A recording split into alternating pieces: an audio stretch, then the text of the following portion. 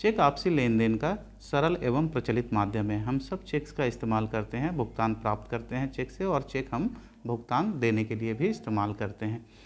लेकिन क्या हो जब चेक बाउंस हो जाए, ऐसी स्थिति में हमें क्या करना चाहिए, आज हम उसके बारे में बात करेंगे।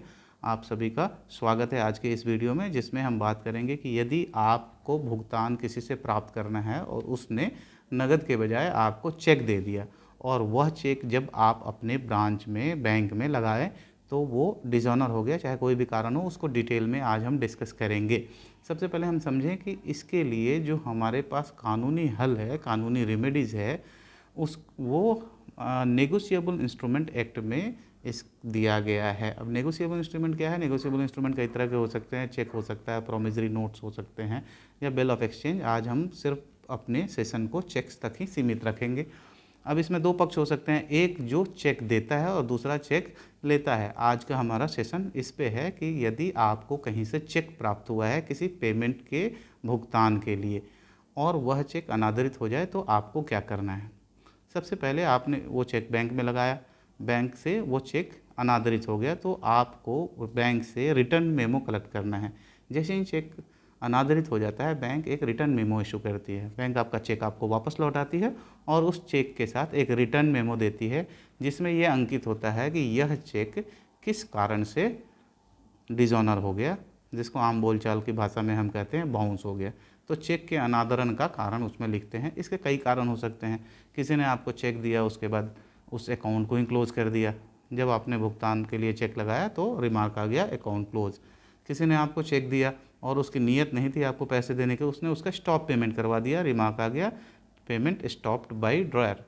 किसी ने आपको चेक दिया, उसके पास वो बैलेंस ही नहीं है कि आपका चेक ऑनर हो जाए। ऐसी सब परिस्थितियों में चेक डिसऑनर हो जाता है, सिग्नेचर मिसमैच से डिसऑनर हो जाता है, और भी कई कारण हैं। किसी भी प्रकार से अगर आपके चेक का अनादरण हो गया तो आपके लिए क्या सॉल्यूशन है।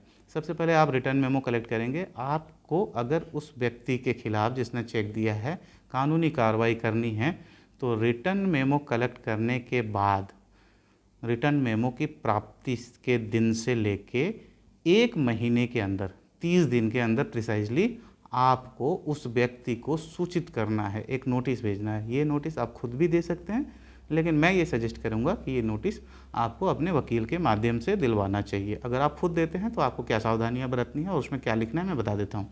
उसमें आपको लिखना है कि आपसे मेरा ये ट्रांजैक्शन था, आपसे मेरा ये सम व्यवहार था, और आपने भुगतान के लिए मुझे ये चेक इशू किया, इस बैंक का इशू किया, इस नंबर का इशू किया, इतने अमाउंट का इशू किया, इतने तारीख का इशू किया। उसके बाद चेक की वैलिडिटी जो डेट है 3 महीने, उसके अंदर मैंने चेक बैंक में प्रेजेंट कर दिया। प्रेजेंट करने के बाद बैंक ने मुझे अमुक कारण से यह चेक रिटर्न कर दिया, और इस तरह से इस चेक का अनादरण हो गया।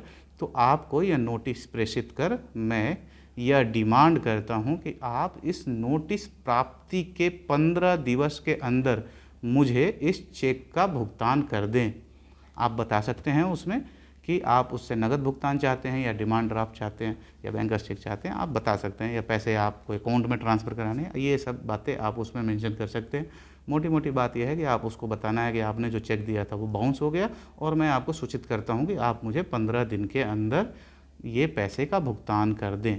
अब क्या है, यदि वो व्यक्ति 15 दिन के अंदर आपके पैसे का भुगतान कर देता है तब तो मामला ही ख़त्म हो गया। किंतु हमने देखा है कि बहुत सारे केसेस में वो व्यक्ति 15 दिन के अंदर भुगतान नहीं करता है। ऐसे में आपके पास लीगल कोर्स क्या है, जैसे ही वो 15 दिन की मियाद, 15 दिन की अवधि ख़त्म होती है, उस दिन से आपका लिमिटेशन शुरू हो जाता है।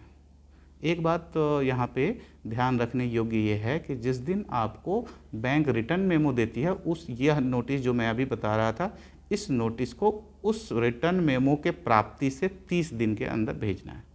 इस बात का ध्यान रखिए, ये स्टैट्यूटरी प्रोविज़न है और इसमें ऊपर नीचे नहीं कर सकते। 30 दिन मतलब 30 दिन के अंदर आपने नोटिस भेज दी। नोटिस के बाद और 15 दिन उसको दे दी, 15 दिन एक्सपायर हो गए, उसने पैसा के भुगतान नहीं किया। उसके बाद आपका कॉज ऑफ एक्शन शुरू होता है। यह एक लीगल शब्द है, मैं इसको साफ शब्दों में बता दूं कि आपके वाद का कारण शुरू हो जाता है उस दिन से। मतलब उस दिन के बाद से आप उस व्यक्ति के ऊपर एक क्रिमिनल कंप्लेंट फाइल कर सकते हैं सेक्शन 138 नेगोशिएबल इंस्ट्रूमेंट के अंतर्गत। सीधी बात, पैसे नहीं दिए, 1 महीने के अंदर आप, उसने 15 दिन बीत गए, उसके बाद 1 महीने के अंदर आप सेक्शन 138 में उसके खिलाफ कंप्लेंट फाइल कर सकते हैं। ये 30 दिन की मियाद जो है ये स्टैट्यूटरी प्रोविज़न है और इसको भी ऊपर नीचे नहीं कर सकते हैं। अगर किन्हीं कारणों से 30 दिन के अवधि के अंदर आपने उस चेक का भुगतान नहीं किया है तो आपको कोर्ट में ये कारण बताना पड़ेगा कि साहब इस कारण से मैंने इस चेक का भुगतान इस अवधि इस चेक के लिए कंप्लेंट इस अवधि में फाइल नहीं कर रखी। जैसे कि अभी विषम परिस्थितियां हैं और इस पैंडेमिक में इस अवधि को सुप्रीम कोर्ट ने बढ़ा रखा है कि जब कोर्ट खुले उसके बाद आप फाइल कर देना 30 दिन के अंदर। तो इस तरह से ये लिमिटेशन तो अभी बढ़ रखा है। अगर किसी और कारण से भी आप ये 30 दिन के अंदर नहीं कर पाते हैं कंप्लेंट फाइल तो आपको कोर्ट में एक एप्लीकेशन फाइल करके कंप्लेंट के साथ ये बताना पड़ता है और एक सफिशिएंट रीज़न बताना पड़ता है कि साहब इन कारणों से मैं ये 30 दिन के अंदर भुगतान नहीं कर पाया था। उसके बाद क्या होता है कि ये कंप्लेंट रजिस्टर हो जाता है और उस व्यक्ति के खिलाफ कार्रवाई शुरू हो जाती है। तो सबसे पहले हम क्या करेंगे, रिटर्न मेमो कलेक्ट करेंगे। रिटर्न मेमो कलेक्ट करने के बाद 30 दिन के अंदर उसको हम एक नोटिस देंगे। जिस दिन हम नोटिस देंगे और जिस दिन उसको प्राप्त होगा, जिस दिन नोटिस उसको प्राप्त हो जाएगी उस दिन से 15 दिन के अंदर उसको पैसे भुगतान करने की अंतिम तिथि है। अगर वो 15 दिन के भुगतान नहीं कर अंदर पैसे का भुगतान नहीं करता है, जैसे ही वो 15 दिन खत्म होता है आपका कॉज ऑफ एक्शन शुरू हो जाता है। और ये कॉज ऑफ एक्शन कब तक रहेगा, नॉर्मल सर्कमस्टांसेस में, नॉर्मल केसेस में ये 30 दिन तक रहेगा। वो 15 दिन की मियाद खत्म होने के बाद आप कंप्लेंट फाइल कर सकते हैं। अब इसमें लीगल प्रोविजंस क्या हैं वो मैं आपको बता दूं। ये जो हम कंप्लेंट फाइल करते हैं ये सेक्शन 138 नेगोशिएबल इंस्ट्रूमेंट एक्ट में फाइल करते हैं। सहूलियत क्या है, अगर आपको किसी ने चेक दिया है तो और किसी भी कारण से वो डिसऑनर हो गया है तो आप ये कंप्लेंट करेंगे। इसमें प्रिजम्पशन ये है कि कोर्ट कानून ये मान के चलती है कि यदि किसी ने आपको चेक दिया है, इससे तात्पर्य यह है, इसका मतलब यह है कि उस व्यक्ति को आपके प्रति कोई विधिक देयता थी, वो किसी विधिक दायित्व के भुगतान के अधीन ही उस विधिक दायित्व के भुगतान के लिए आंशिक या पूर्ण भुगतान के लिए उसने आपको ये चेक दिया। ये प्रिजम्पशन है। बाद में वो व्यक्ति ये नहीं कर सकता कि साहब ये चेक तो मैंने इनको मदद करने के लिए दी थी। चेक दिया इसका मतलब क्या है कि उसकी विधिक देयता थी इसलिए उसने चेक दिया। चेक डिसऑनर हो गया तो सेक्शन 138 ये कहती है कि चेक डिसऑनर की स्थिति में उस व्यक्ति को 2 वर्ष तक अधिकतम कारावास हो सकती है और चेक अमाउंट के, चेक की जो राशि है उसके दुगने राशि का उस पर अर्थदंड से भी दंडित किया जा सकता है। आपके पैसे आपको कैसे प्राप्त होंगे, ये जो दुगनी राशि तक का प्रावधान है कि दुगनी राशि तक के दंड से उसको अर्थदंड से दंडित किया जाएगा, इस राशि से कोर्ट आपके पैसे दिलवा देती है। कई लोग ये मुगालते में रहते हैं कि वो हमें 2 गुना पैसा मिल जाएगा। 2 गुना नहीं होता है, जनरली 2 गुने तक कोर्ट उसको अर्थदंड से दंडित कर सकती है, कम भी कर सकती है, परंतु आपके जो पैसे हैं उससे ज़्यादा निश्चित रूप से कोर्ट आपको ये पैसे दिलवा देती है। तो यदि आपका चेक बाउंस हो गया है तो आप इस जानकारी का लाभ उठाएं और इन सब बातों का ध्यान रखते हुए उस व्यक्ति के खिलाफ एक मुकदमा संस्थित करें। इसमें एक बात ध्यान रखने की है, कोर्ट का क्षेत्राधिकार, आपके चेक बाउंस केस में उस कोर्ट का ही क्षेत्राधिकार होगा जिस कोर्ट के क्षेत्राधिकार के अंतर्गत वो ब्रांच जहां आपने चेक प्रेजेंट किया है। आपके अपना ब्रांच नहीं, आपका अपना ब्रांच अगर कहीं और है और आपने किसी अन्य ब्रांच में, उसी बैंक के किसी अन्य ब्रांच में ये चेक भुगतान हेतु लगा दिया, ऐसा हम अक्सर करते हैं, तो वो उस ब्रांच में ही, उस ब्रांच के लोकेशन से ही, उस ब्रांच के से ही उसका क्षेत्राधिकार बनेगा।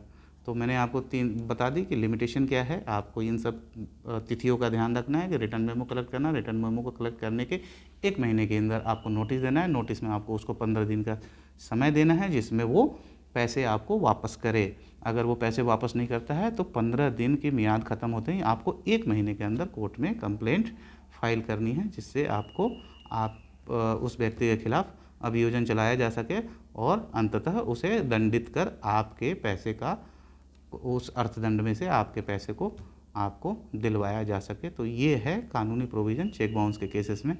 अगली वीडियो में आपको मैं ये बताऊंगा कि चेक की ट्रायल कैसे चलती है, चेक्स केस में कोर्ट में क्या कार्रवाई होती है, उस व्यक्ति को कैसे समन करते हैं, कैसे वारंट भेजते हैं, कैसे ट्रायल चलती है, कितना समय लग सकता है, और बाद में जजमेंट के बाद आपको कब पैसे मिल सकते हैं। इसमें इंटरिम प्रोविज़न क्या है, इसमें इंटरिम प्रोविज़न्स भी है, आपको अंतरिम राहत के लिए भी आप एप्लीकेशन कर सकते हैं। सबके अलग अलग कानूनी प्रावधान हैं। तो आज के लिए इतना ही। धन्यवाद। Thank you very much.